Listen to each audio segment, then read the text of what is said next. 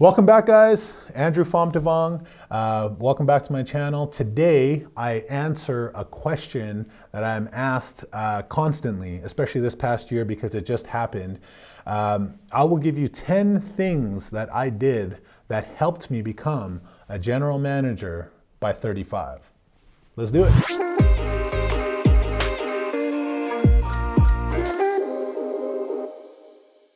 Number one, I interviewed a lot. Now, most people would say, why would you do that?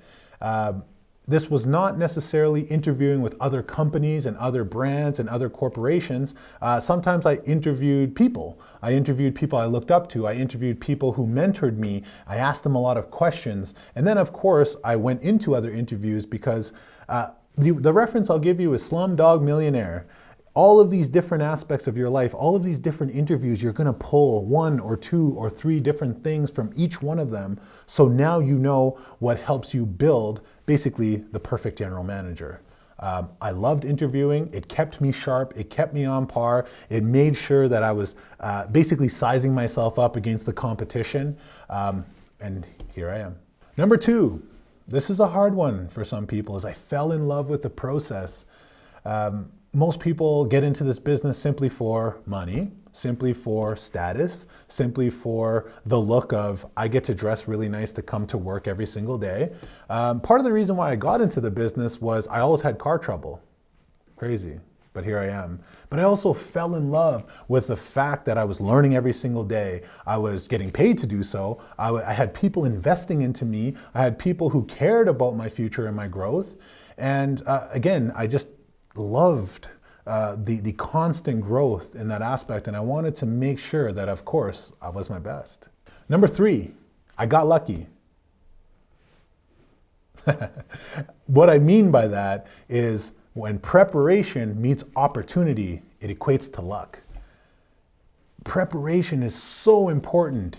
Stop taking the path of least resistance. Do the hard things first. Be self-aware enough to understand what you are not good at and make sure that you are going to practice and be better at those things.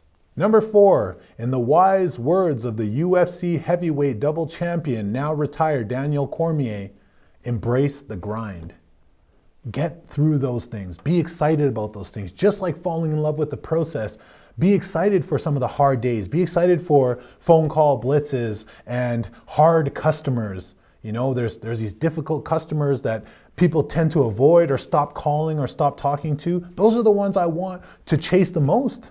Chase those difficult people. Chase the hard ones. Always want to work with the most difficult people, because at the end of the day, when you're really good at dealing with them, the other ones are a breeze. Number five, I stuck to my values and I believed in them. Now, most people go, really? Is there values in sales? Is there values in what you do?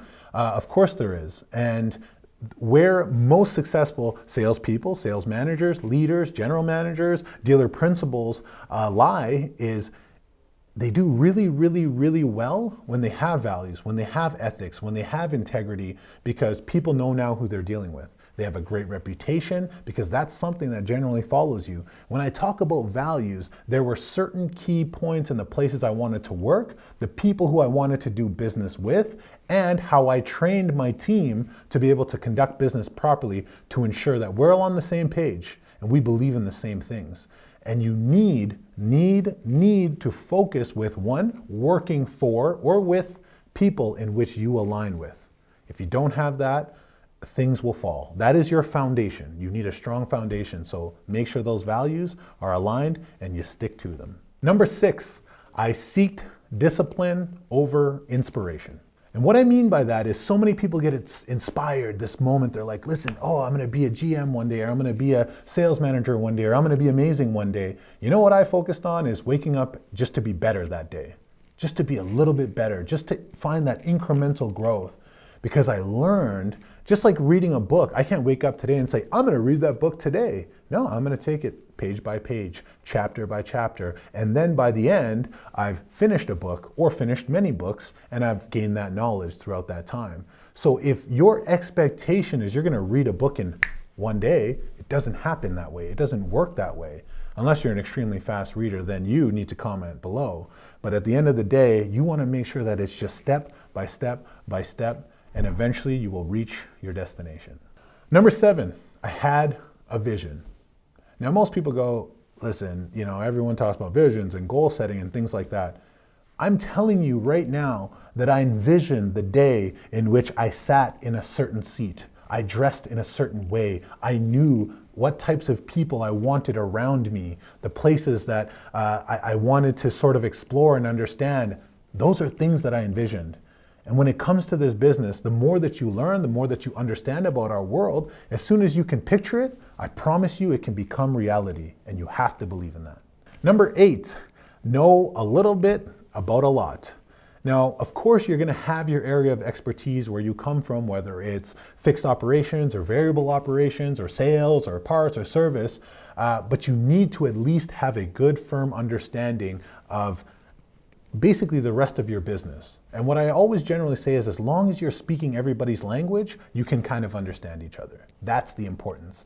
Most people believe they need to be experts in all of those fields. If you can, fantastic. But that also may bog you down as a great general manager, because your job is not to get into the weeds every single time. Your job is to let your people do that, but you are able to then recognize where some of those issues may be and when you need to sort of drill down into those major details.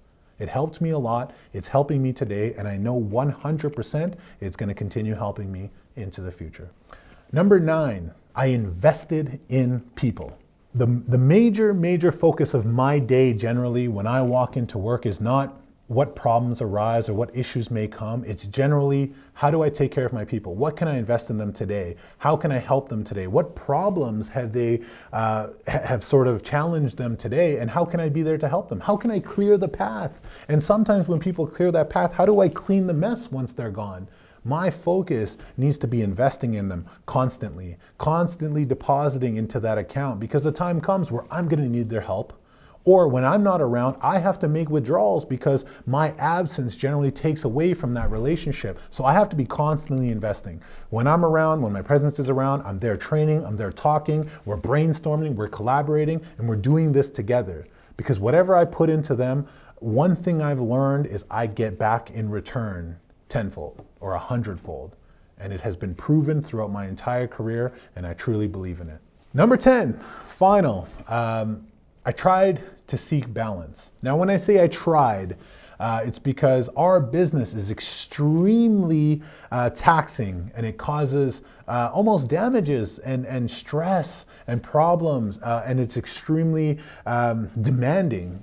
We are required to sort of be present, be available, almost at all times. You may get calls at midnight or 2 a.m. when the alarm's going off in the building, or when someone has a problem, or one of your managers has an issue.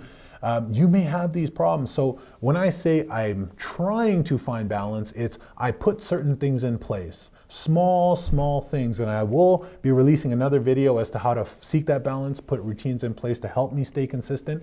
But trying to seek that balance is to ensure that it is actually something I want to prioritize. So when certain things are demanding me to be there at a certain time or do certain things, that's no problem, but I need to sort of balance that out with my personal life, of course. And I think Cardone says that there is no work-life balance, it's just work, or it's just life. And he's very right about that. But there are times where you want to make sure that one is not sort of taking over the other. So make sure you're feeling healthy, make sure your head is in the right place, make sure your people are in the right place, and you are taking care of the things that also matter above and beyond business. And there it is, the long-awaited how I became a GM by 35. 10 things that I think would be extremely helpful to people out there. And there's many more. There's many more things, and I will do many other videos to try to help people in their journey and accelerate their process. I think that sales and the business, the automotive business, especially for myself, are things that people should all try, some level of retail sales. So in these videos, I really hope that you guys can take something from them, and it's something that sort of helps you along in your journey. Once again, thank you for the support. Support some more. Like, subscribe. I'm Andrew Fomtvong. Be your best, and then be better.